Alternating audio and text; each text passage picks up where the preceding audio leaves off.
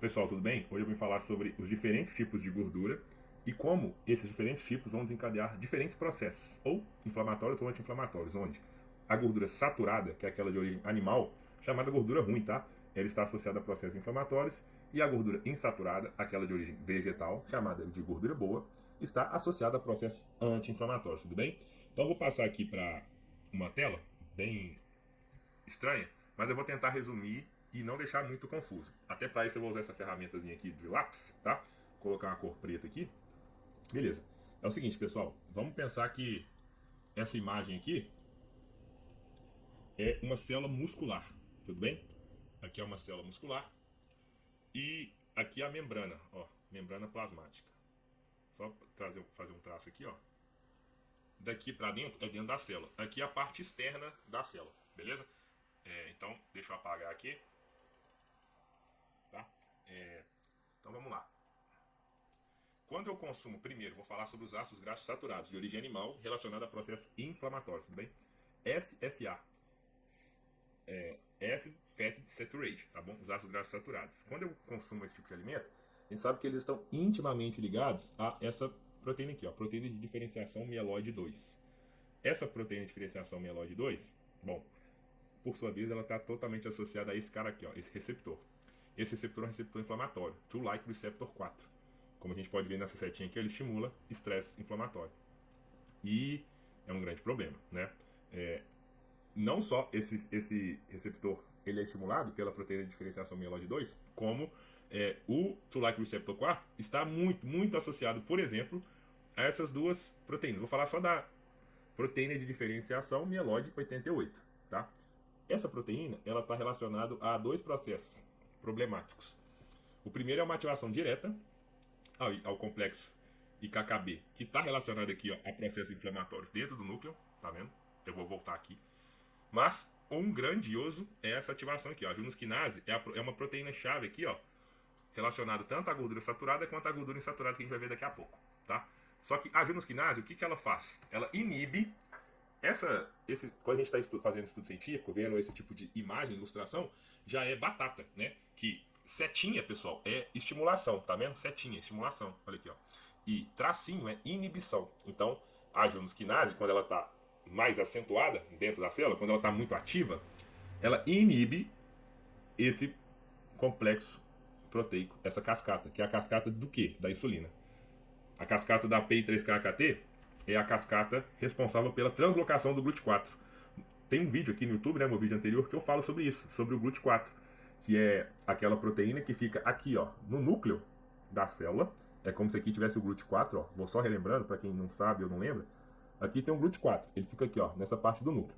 E quando tem glicose aqui, ó, no meu sangue, eu comi, sei lá, um arroz, tem glicose circulando, vai chegar aqui nos receptores de insulina, essa glicose, e vai sinalizar essa cascata de reação, que vai fazer com que o GLUT4, ó, transloque para a membrana e capte a glicose para dentro da célula, beleza? Só que se eu tenho essa sinalização aqui inibida, vai dificultar o meu processo de captação de glicose, então vai aumentar a minha resistência à insulina, que vai estar associado, por exemplo, a diabetes, beleza? Então, quanto mais junusquinase eu tiver ativada, mais eu vou estar inibindo esse processo, o que é muito ruim, correto? Então, a junusquinase ativa é ruim demais para o nosso organismo.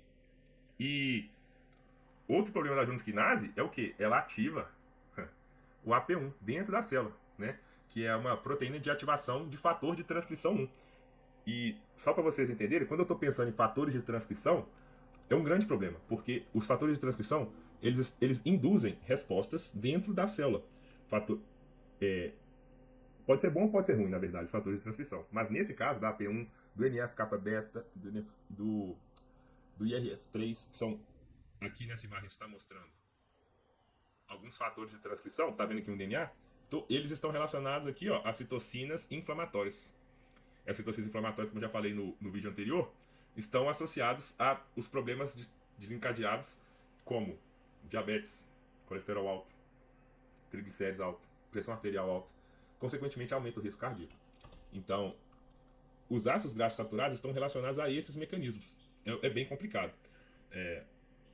Então, vou voltar aqui, ó, pra gente deixar a imagem menos poluída. E agora eu vou falar sobre os ácidos graxos insaturados. Eu vou até mudar a cor aqui, vou deixar essa cor amarela para ficar mais fácil. o PUFA, aqui, ó. Acids, Fats, Polyunsaturated. Aqui está falando sobre os poliinsaturados, mas os monoinsaturados também estão relacionados a esses mesmos processos, tá bom? Então vamos lá. Quando a gente consome o ácido graxo insaturado, ele está intimamente ligado. Esse camarada aqui, ó. Eles estão acoplados à proteína G, né? Receptor de proteína G. A gente, pessoal, tem vários tipos de receptores de membrana, proteínas receptoras, que vão fazer processos diferentes. Por exemplo, a insulina, o receptor da insulina é do tipo tirosina quinase. Eu não vou entrar nesse método. E tem, por exemplo, as proteínas associadas acopladas à proteína G, receptores acoplados à proteína G.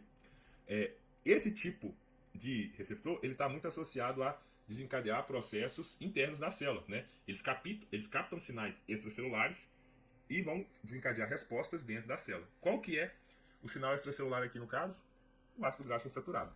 O ácido graxo insaturado, ó, vai ativar o receptor, né, da proteína G, acoplado à proteína G, essa 120, e vai ativar aqui, ó, esse hormônio, beta-resistina 2, é um hormônio peptídico que vai estar intimamente ligado à TAB1 com a proteína. E essa proteína ativada, o que ela vai fazer? Lembra que eu falei sobre inibição aqui, ó? Ela vai inibir a TAC1, que é uma proteína estimuladora. O que a TAC1 faz? Ela estimula a junasquinase, que é aquela proteína ruim que eu falei. Então, olha que legal. O ácido graxo saturado, ele ativa de forma direta a junasquinase, que está relacionada a processos inflamatórios. E o ácido graxo insaturado, ele inativa de forma indireta a junasquinase. Por que eu estou falando de forma indireta? Porque o ácido graxo saturado, ele já vai direto ativando a junasquinase. Pum, até por esse próprio mecanismo aqui, ó. São dois mecanismos, de forma direta, e o ácido graxo insaturado, ele está associado de forma indireta. Por quê? Ele ativa uma proteína que inativa uma outra proteína.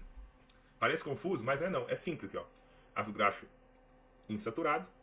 Vamos supor aqui que eu estou consumindo ali um óleo de soja, uma castanha de caju, um azeite, beleza?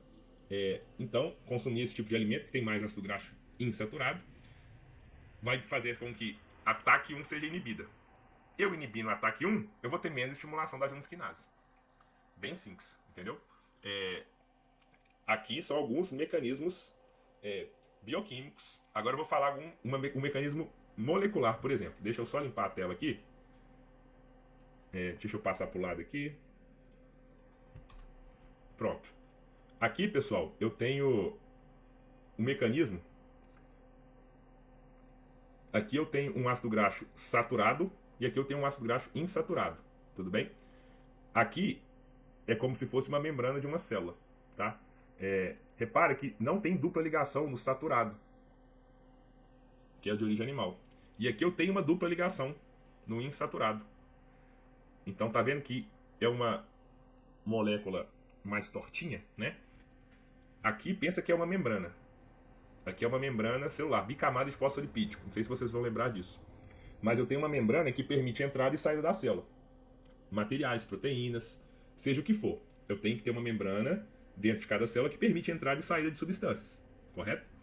Quando eu tenho um consumo de ácido graxo saturado, a minha membrana ela é mais rígida.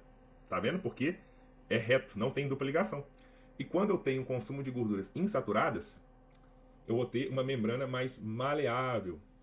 E qual que é o rolê? Isso poderia muito bem ajudar aquilo que a gente viu no vídeo no slide anterior, que é da translocação do GLUT4.